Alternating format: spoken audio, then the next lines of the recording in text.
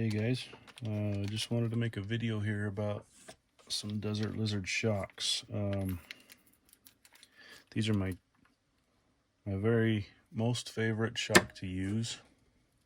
As most people that know me know, I run them on most everything.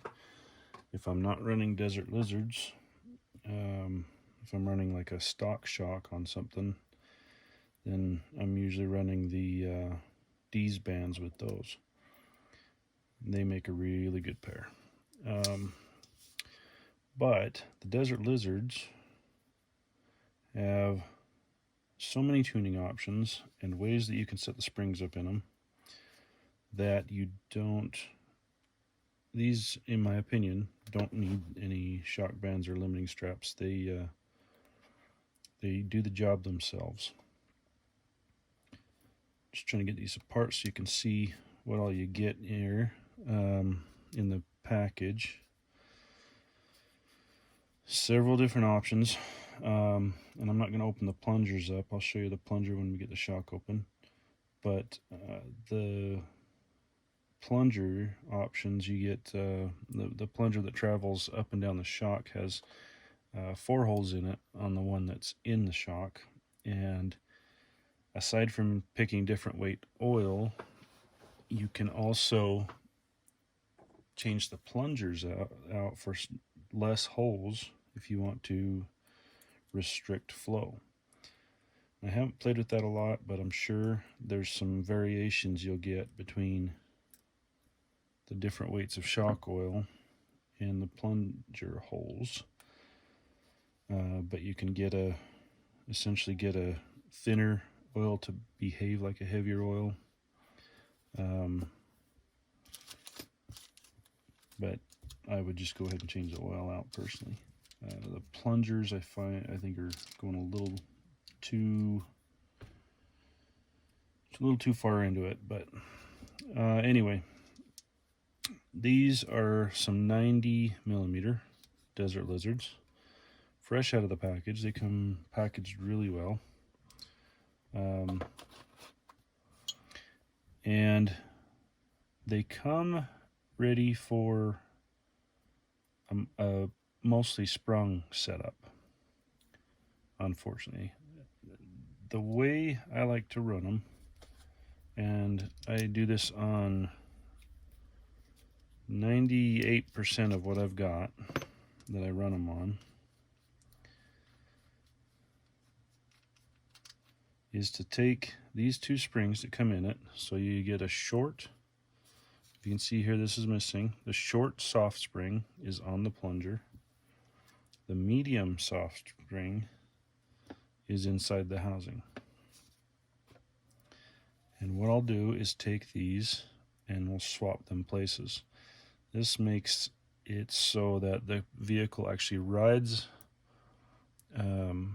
this small spring will be above the plunger, so it will ride on the small spring, and then this spring is what actually pulls the shock back in or controls how much it falls out.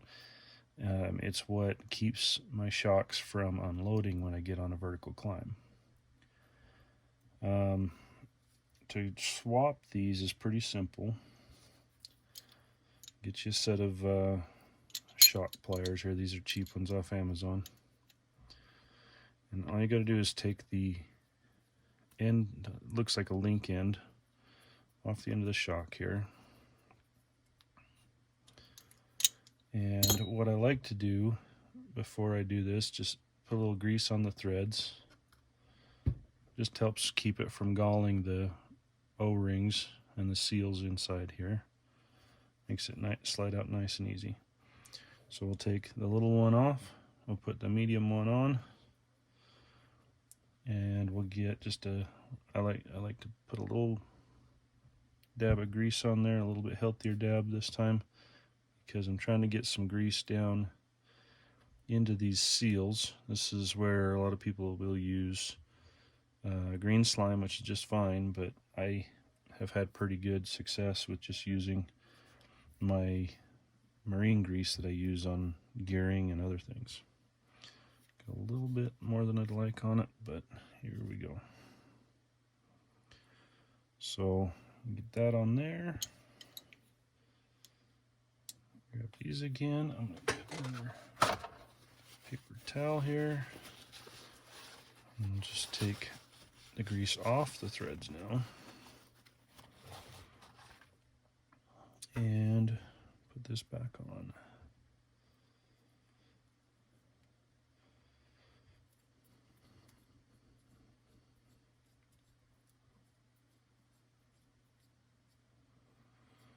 Okay, now take the small spring and we drop it down inside. And you don't have to open all this up. I just did this so you can see what's in here. But that is all I typically do, is swap those springs places.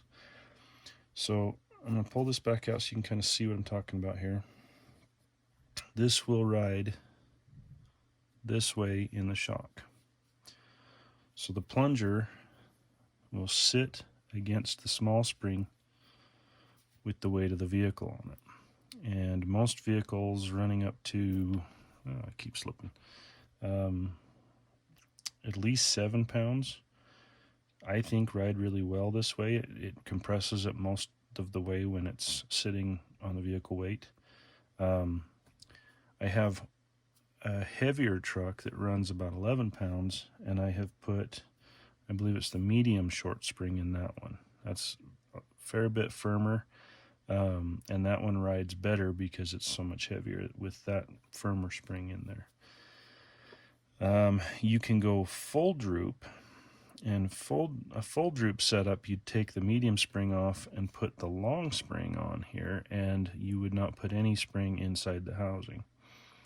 Then it would ride with the plunger right against the top of the housing. I have tried it. It works for crawling, but I don't like the way it rides. It rides really hard and stiff when you're kind of trailing or traveling between obstacles. This setup to me works. It's my personal preference, favorite way to do it. And you can also go the other direction if you don't want a droop setup and you want a sprung setup. Like if you want a lift and clearance under the truck, then you just take and go, you can leave it with the short spring on the bottom and put the medium spring on top, or you can go further and remove everything from off the plunger and just put the tall spring into the housing, and then it will ride completely on that and stay sprung out this way. So hopefully that kind of goes over some of the options you've got on these shocks. For here in Utah and the rock crawling and technical climbing that we do, like I said, I just swap these springs, put them back in. It keeps it sitting really nice and low. But just off the bottom, you have just a little bit of cushion to ride on. And it also keeps the shock from unloading when you get on a vertical climb, and the vehicle won't tip back so easy on you. The other thing that this does for me, one of the main reasons, the first reason I bought Desert Lizards to try, was because my main crawler for a long time was a Red Cat Gen 8. Still have it, still love it. And that's my 11-pound truck. It's pretty hefty, but I had a lot of body roll issue with coilover shocks and obviously the stock shocks that were on it. When I put these on there with this setup, my body roll was gone, and I could side hill so much more than I could before, when it would get up on the hill and then the body with the coilovers would just rock over. This was also before Dustin came out with his D's bands, but it got me to buy my first set of these, and I have loved them ever since. Now, as far as oil goes, I know this is not what a lot of people want to hear, but I run really lightweight oil, and maybe I'll try and show you here in just a minute why. But in a nutshell, it's to let the shock droop out as easy as possible. If I have thick oil in the shock and I get bellied up, the axle is very slow to drop out to where I can get it to grab traction and pull. I want, personally, the oil is there as a dampener to keep it from bouncing, essentially. But you don't need, in my opinion, a very thick oil to control that. And like I said, if you keep it thin, it allows the axle weight to pull the shock down much easier. Go ahead and fill these here, and I'll show you how I do this, because these are pretty good for getting them bled out. Most every shock I've tried has been a little bit of a pain in the butt to get it done. But these, I'll show you the little tricks I've figured out here. So inside here, if you can see, there's threads, and I'll fill it just about to the bottom of the threads inside of there. Give me just a second here to fill that up.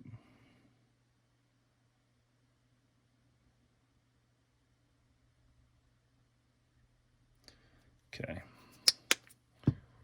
So, like I said, just right there at the bottom of the threads, if you can see it. And it's a little over full at that point. And then also, almost forgot, I usually take a little grease just right off the side. And again, this is just something I like to do. It helps the plunger slide in a little easier. Between the grease on the plunger and in the seals, makes these shocks run really smooth for a long time before they start to have any issues with sticking. Now you'll see it already kind of squished out here, and there's a groove cut in the threads, and that's a path for the oil to get out. So like I said, you see it coming out of there.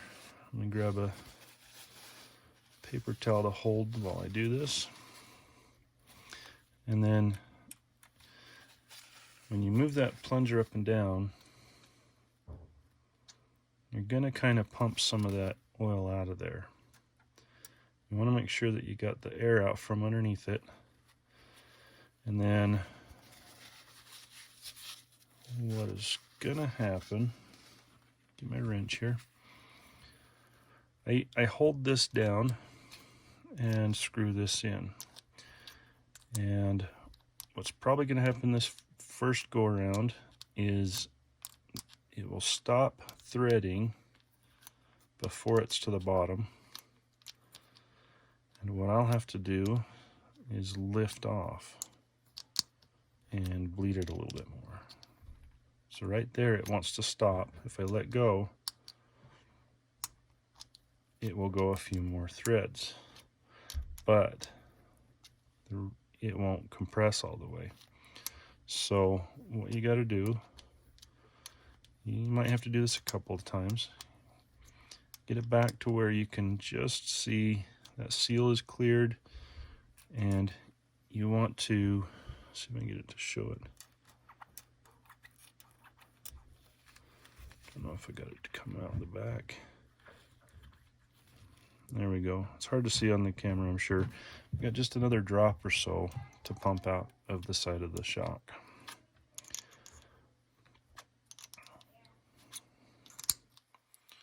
So now we're getting a lot closer.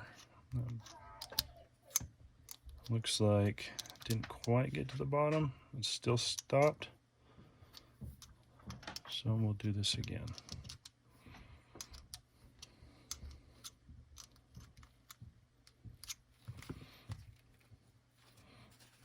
And let me see if I can get clean side here so we can see a little bit better what's coming out of here.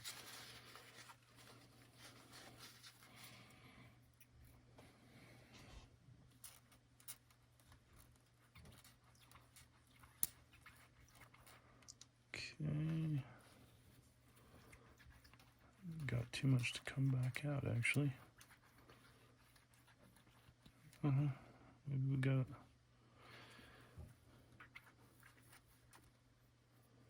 Let's Let's see here. Let's give it a little more room to breathe.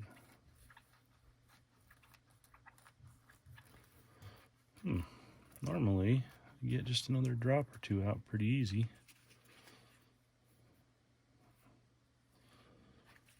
Let's try this out. But ultimately what you want is to get just enough oil out of there that it will screw all the way down while you're holding it down. And actually that looks like it did it. That cap is all the way down, and I can go to the bottom. I can feel the shaft hit the head of the shock in there. So that's bled the way that needs to be.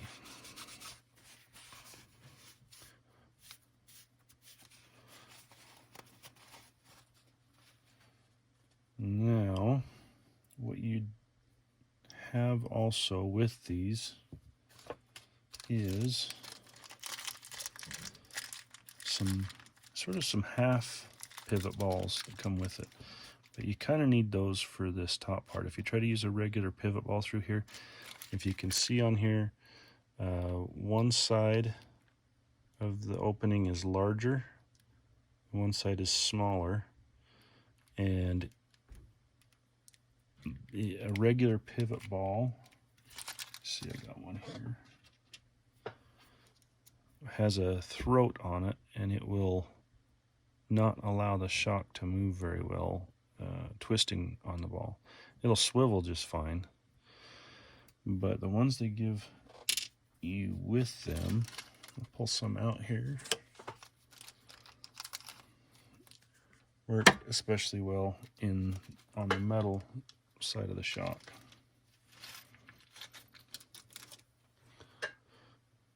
And those look like that.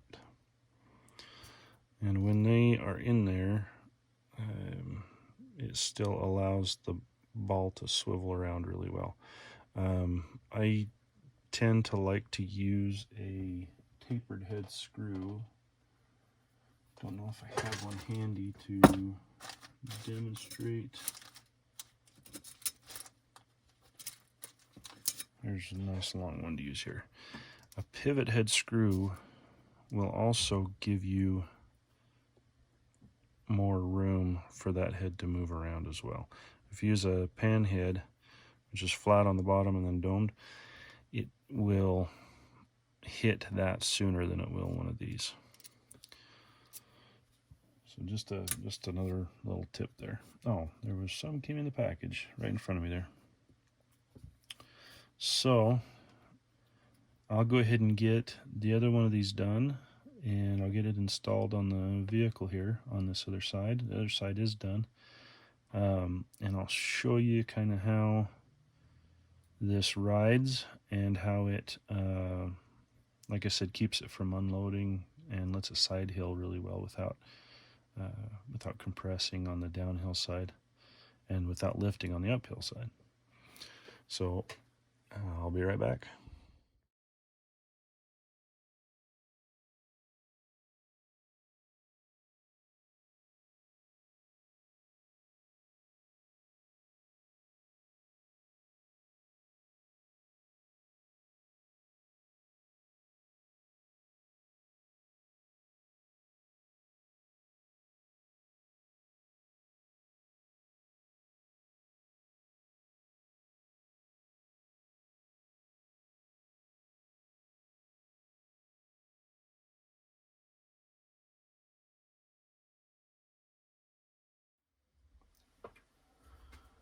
All right, so these are mounted, and now I'm hoping, it's kind of hard for me to look at the screen and see how this is looking.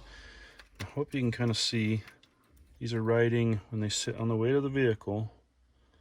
You've got just a little bit of travel, just a little bit. And it just makes it ride a little bit nicer from spot to spot, you know, from obstacle to obstacle, down the trail a little bit if you're driving it to where you're crawling, you know, climbing the rocks at. as far as what I was talking about with the vertical climb, let me flip this around so I can show you a little bit easier here. Let's see if we can keep this on the camera. If I lift from the axle, as it comes up, let me get out of the way here. Let's see if we can follow this. So as it comes up, really doesn't unload much. You can go right to vertical, and it stays about the same. They don't kick out like a coilover will, because a coilover doesn't have anything controlling the back side of that motion. Same thing with the side hilling. Let's see if we can show it from the back maybe. And then, so watch right here. As it comes up to side hill, it will go to its natural spot. Yeah, I don't think you can see the front wheel real well though, but they only come to a certain point, which is basically at most usually the height of that small spring, and they stop. And they don't roll any further than that. Makes them really solid when you're crawling, when you're climbing on the rocks and get on weird angles. It just keeps the vehicle body from having as much influence on unsettling the truck. So I'm hoping that pretty much covers everything for you guys. This is what I was talking about as far as drooping out. So when you come, get bellied up, they drop out pretty well. These, as far as length, like I said, these are 90 millimeter. Most of mine are 100s. I don't have too many trucks with 90s on them. But I try to go with what the truck wants. And this being the Phoenix chassis, the shock towers are, they keep the shocks in a pretty vertical position. So you can't put your shock, at least in the stock setup, on a good angle to get more articulation out of the same shock. When you can lean these shocks forward, you can effectively get more throw. It makes a short shock behave like a longer shock. It kind of helps you keep everything hunkered down really low. These are limiting it from going down what could be just a little bit further, a few millimeters more, being that they're vertical like this. On most of my other trucks, I go with 100 millimeter, and they usually have a little more of an angle on them. But for this one, this looks to be what it wants. I'm going to try this and go from there on it and see. Still got to tidy up some wiring, get it cleaned up, ready for Proline by the fire. Those of you with a keen eye may have noticed these. These are what I was pulling off of it. I really had high hopes that these were going to work. These are Desert Lizards. You can't buy them this way. These are modified by a friend of mine, Ryan Kendrick. He does some machining on them, puts a different head on it. I don't know if you can see their BOC, Badass Customs is his deal on the social media. This is a really smart idea. It doesn't always fit on everything though, like case in point here. But you can actually get, this is still a 90 millimeter shock, but if this had worked, it would sit almost a half an inch lower. But I ran into fitment issues. It was actually too short in that the differential was contacting the chassis before the shock would actually bottom out in the rear. And in the front, same thing. It was making contact on the axle before the shock actually bottomed out, and I had to run these upside down, on the Phoenix, because this can't fit up in the shock tower on the front. And it really looked like it was going to go well until I got it together and tried it. And then I was running into problems with the tire actually catching on the shock as it was driving. So these are going to go onto a different rig, because I am excited to find a home for these. But I also recommend, if you can, running these shocks upside down, any shock really upside down. The two big reasons for that is these are completely sealed on the bottom end, so it makes it it's a cup. It's not gonna be nearly as likely to leak oil. These do pretty well, but I haven't had any shocks that don't leak oil at some point. But for the most part, these don't do too bad. And one of the other reasons I like these is with the internal coil, when they do leak some of the oil, you don't get all the grime build up on your coil springs and shafts that tends to happen on those coilovers. But for oil leaks is one of the reasons I run these upside down if I can. The other reason is, and it's probably minor, but this is the heavy end of the shock, and now the heavy end of the shock is at the axle rather than at the chassis. So if it will work, go for it. Most of the time I've run into problems doing this if your mounting position on the shock is a double shear. You don't always have enough room for the head of the shock to get in where it needs to mount. It'll bind up. If they're a single shear mounting, like on a AR-44 where it mounts on the side, these mount great upside down, no problem. So anyway, that's how I do the Desert Lizards. I really haven't seen any good videos about how to set these up, or anybody able to explain why, too much why they do what they do.